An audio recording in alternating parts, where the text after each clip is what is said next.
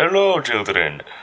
I am Gandhi and I'm here to teach you about Central Asia from 1950 to the present.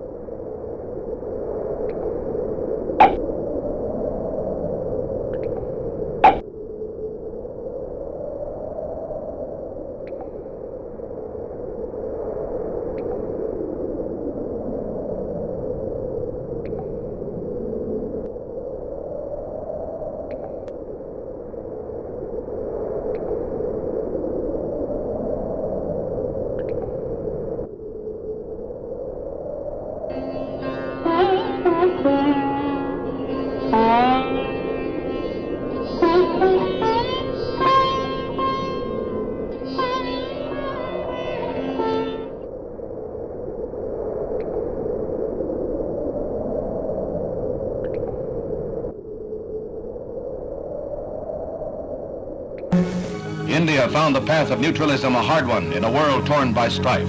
Red China poured troops over her northern frontier, and India's people mobilized to meet the threat. India had been ill-prepared to defend herself, and Defense Minister Krishna Menon was deposed. The people donated their jewelry and life savings to the defense effort as their government sought aid. The West responded quickly to Prime Minister Nehru's appeal, but Russia's heady promises never materialized. Neutralism seemed to be withering.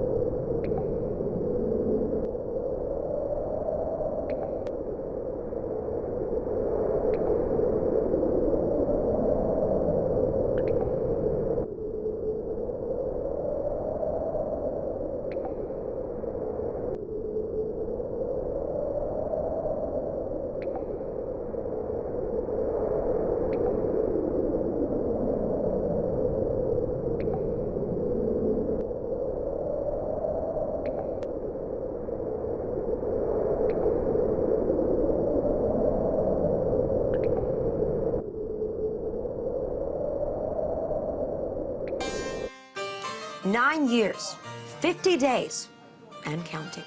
That's the amount of time that we've been fighting a war in Afghanistan. It's the exact same amount of time that the Soviet Union was in the country. Except for after 9 years and 50 days, they left. And you want to know what happened afterwards? Well, the Afghan army, whom they trained and armed, the leader, who they held up and financially supported, they were all overrun by the Mujahideen. And Mohammad Najibullah was hung in Kabul's main square. And yet, for some reason, we think that by overstaying our welcome even further, by surpassing the Soviets, we've got a better chance for success. That the longer we keep invading, occupying, bombing Muslim countries, the sooner we'll rid this world of the threat of terrorism. Somehow, I don't think that's a good strategy. I don't know how many more of these milestones, in fact, that I can handle. This war has already surpassed Vietnam as America's longest war. Now we'll be in Afghanistan longer than the Soviet Union. You know, they say that those who forget history are doomed to repeat it. So have we forgotten? Are we just ignoring it? Are we just trudging on despite all reason? Let's just hope that somebody wakes up before the U.S. empire joins the list of those which were buried in the mountains of Afghanistan.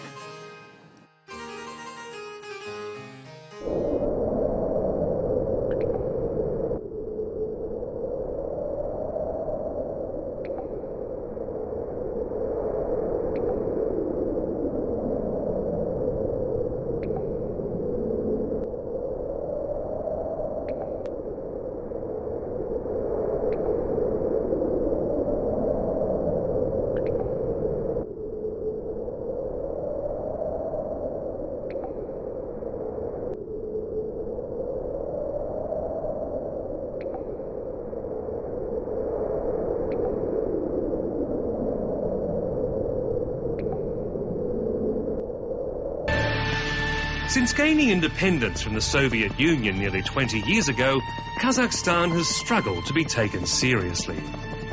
It is a vast land of mountains and steppe, rich in minerals and proud of its nomadic traditions.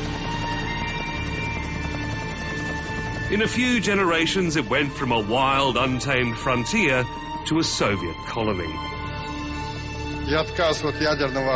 Now freed of Moscow's shackles, it sees itself as a rising global power, determined to be recognized for its economic and political might.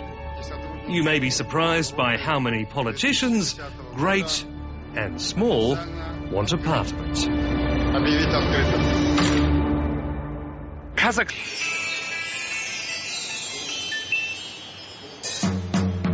Some men spend a lifetime building a house. It takes a special man to build an entire city. This is Astana, the new capital of Kazakhstan. It's the pet project of a communist bureaucrat who became a nation's president. His name is Nursultan Nazarbayev, and his people can barely suppress their joy at what he's giving them. He is our leader. He is promoting Kazakh people to bright. But few here saw the humor. We no longer have a running of the Jew. Он в первом фильме, показывая Казахстан, он нас показал отсталой, дикой, варварской страной. Понимаете? Он, может, хотел шутить, но, знаете, в национальных и религиозных вопросах между безобидной шуткой и оскорблением это легко перейти грань.